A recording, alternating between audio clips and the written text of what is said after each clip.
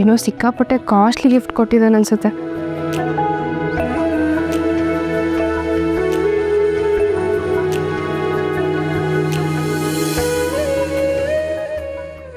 ಅಂದ್ಕೊಂಡಂಗೆ ಕಾಗೆ ಆರಿಸಿದಾನೆ. ಅದಕ್ಕೆ ಇಷ್ಟೊಂದು ಬಿಲ್ಡಪ್ ಬೇರೆ ಕೊಟ್ನಾ. ಹತ್ರ ಬರೋದೇನು, ಬಂದು ಬಂದು ಗಿಫ್ಟು ಅಂತ ಹೇಳೋದೇನು, ನೋಡಿದ್ರೆ ಬರೀ ಖಾಲಿ ಬಾಕ್ಸ್. ಲೇ ಕೃಷ್ಣ, ನಿನ್ನ ಮಾತ್ರ ಸುಮ್ಮನೆ ಬಿಡಲ್ಲ ಕಣೋ ನಾವು.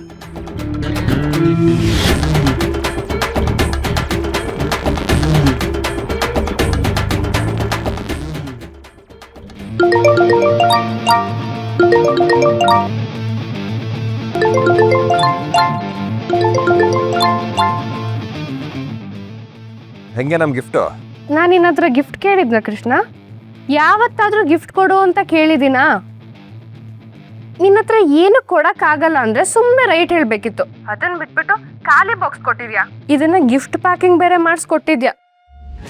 ಅಲ್ಲ ಕಣೋ ಕೃಷ್ಣ, ನಿನ್ಗೆ ಮನ್ಸಾದ್ರೂ ಹೆಂಗ್ ಬಂತು ಖಾಲಿ ಬಾಕ್ಸ್ ಕೊಡೋದಿಕ್ಕೆ? ಏಯ್ ಮುಚ್ಚ ಬಾಯ್ನ. ಅಲ್ಲ ಒಟ ಒಟ ಒಟ ಅಂತ ಅವಾಗಿಂದ ಬಡ್ಕೋತಾ ಇದೀಯಾ. ಒಂದ್ ನಿಮಿಷ ನನ್ನ ಮಾತು ಕೇಳು. ಈ ಕೃಷ್ಣ ಏನೇ ಮಾಡಿದ್ರು ಡಿಫ್ರೆಂಟ್ ಆಗಿ ಮಾಡಿರ್ತಾನೆ ಅಂತ ನಿನ್ಗೆ ಈಗಲೇ ಗೊತ್ತಾಗ್ಬೇಕಾಗಿತ್ತು.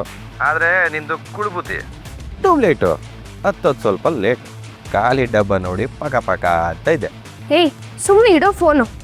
ಇನ್ನ ನನ್ನ ಮಾತು ಮುಗ್ದಿಲ್ಲ. ಅಲ್ಲಿ ಮಂಜಣ್ಣ ಫೋಟೋ ಇದೆಯಲ್ಲ, ಅಲ್ಲಿಗೆ ಹೋಗು. ಏಯ್ ಏನು ಹೊಸದು ನಿಂದು?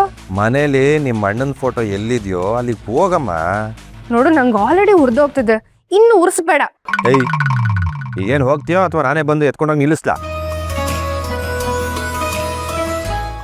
ನೋಡು, ಮತ್ತೇನಾದ್ರೂ ಮಕ್ಕರ್ ಮಾಡಿದ್ರೆ ಒಂದು ಎದೆ ಮೇಲೆ ಕಾಲಿಟ್ಬಿಡ್ತೀನಿ.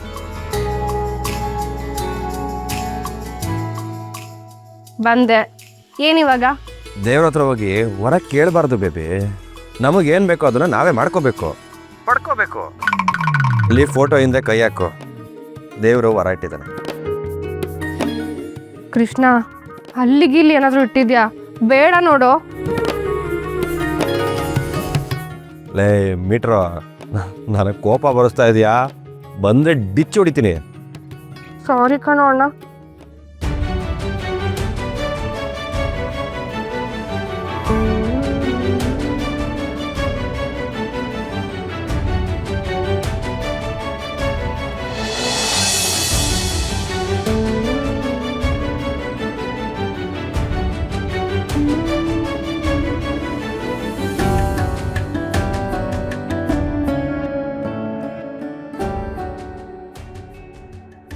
ಥ್ಯಾಂಕ್ಸ್ ಕಣೋ ಕೃಷ್ಣ. ನಿಮ್ಮಣ್ಣ ತಾನು ಪ್ರೀತಿಸೋ ಪ್ರತಿಯೊಂದು ವಸ್ತುನೂ ತುಂಬ ಚೆನ್ನಾಗಿ ನೋಡ್ಕೋತಿದ್ದ, ತುಂಬ ಜವಾಬ್ದಾರಿಯಿಂದ ಇಟ್ಕೋತಿದ್ದ. ಅವನ ಆಟ ಆಗಿರಲಿ, ಅವನ ಪ್ರೀತಿಸೋ ತಂಗೀರು, ಅವನ ತಾಯಿ, ಇದನ್ನೆಲ್ಲ ತುಂಬ ಚೆನ್ನಾಗಿ ನೋಡ್ಕೋತಿದ್ದ. ಈಗ ಅವನಿಲ್ಲ ಅಂದಮೇಲೆ ಆ ಜಾಗನ ಇನ್ನೊಬ್ರು ತುಂಬಿ ಅದನ್ನ ಯಾರಾದ್ರೂ ನೋಡ್ಕೋಬೇಕು ತಾನೆ. ಅದನ್ನ ನಿಮ್ಮ ಮನೆ ಬಾಗಲ್ಲಾದ್ರೂ ಇಟ್ಕೋ, ಅಥವಾ ನಿನ್ನ ಜೊತೆನೇ ಇಟ್ಕೋ. ಅದು ನಿನ್ನ ಜೊತೆಲಿದ್ರೆ ಯಾರಾದರೂ ನಿನ್ನ ಜೊತೆನೇ ಇದ್ದು ನಿನ್ನನ್ನು ಕಾಯ್ತಾ ಇದ್ದಾರೆ ಅನ್ನೋ ಒಂದು ನಂಬಿಕೆ ಅಷ್ಟೇ. ಇದೇ ನನ್ನ ಗಿಫ್ಟು.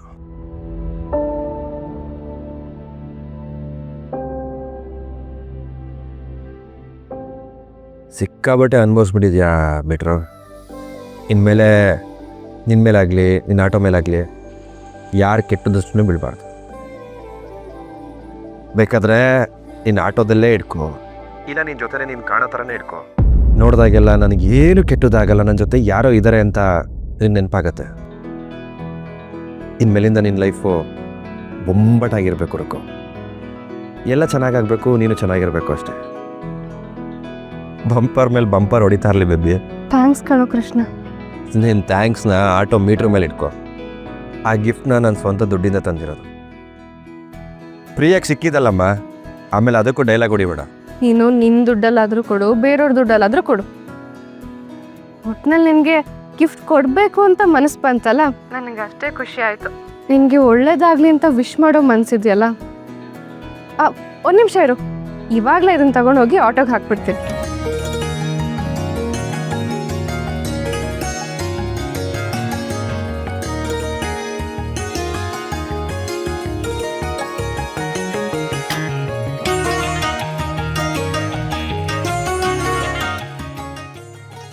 ಒಂದು ನಿಮಿಷ ಇರು, ವಿಡಿಯೋ ಕಾಲ್ ಮಾಡ್ತೀನಿ.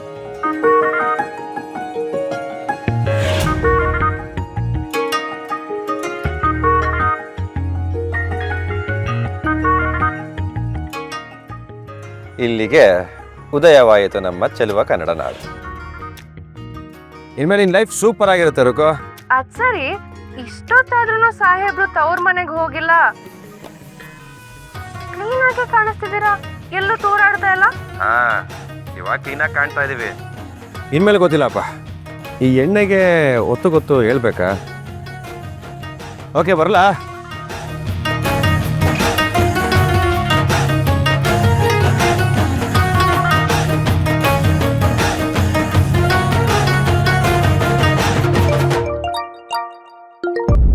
ಹೇಳಿ ಕೆಂಪಣ್ಣ. ಈ ಸೂರ್ಯಪ್ರಕಾಶ್ ಮಗ ಇದ್ದಾರಲ್ಲ, ಆ ರಸ್ತೆ ಮೇಲೆ ಬಿದ್ದೋಗಿದಾರಮ್ಮ. ಅದು ಫುಲ್ ಟೈಟ್ ಆಗಿಬಿಟ್ಟಿದ್ದಾರೆ. ಅದಕ್ಕೆ ನನಗೆ ಫೋನ್ ಮಾಡಿದೆ. ಅಣ್ಣ, ಇವಾಗ ಎಲ್ಲಿದ್ದಾರೆ ಅವರು? ಕರೆಕ್ಟಾಗಿ ಅಡ್ರೆಸ್ ಹೇಳಿ, ನಾನು ಇನ್ನೇನು ಬಂದ್ಬಿಡ್ತೀನಿ. ಸರಿ ಅಣ್ಣ, ಬಂದೆ.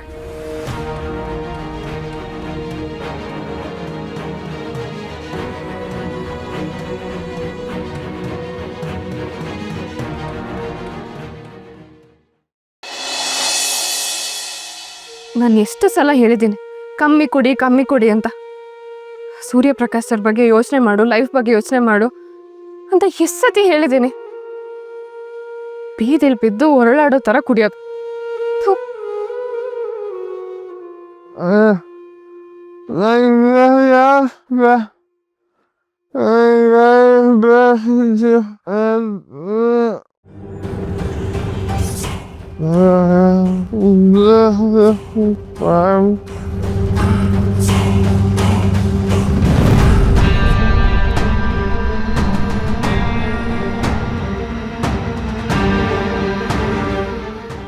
ಬಾಬಾ ಬಾಬಾ ಬಾಬಾ ಎದಳಿ ಬಾಬಾ. ಬಾಬಾ, ಕೆಂಪಣ್ಣ ಆಟೋ ಒಳಗೆ ಕೂರ್ಸೋಣ, ಒಂಚೂರು ಹೆಲ್ಪ್ ಮಾಡು. ಬಾಬಾ ಎದಳಿ.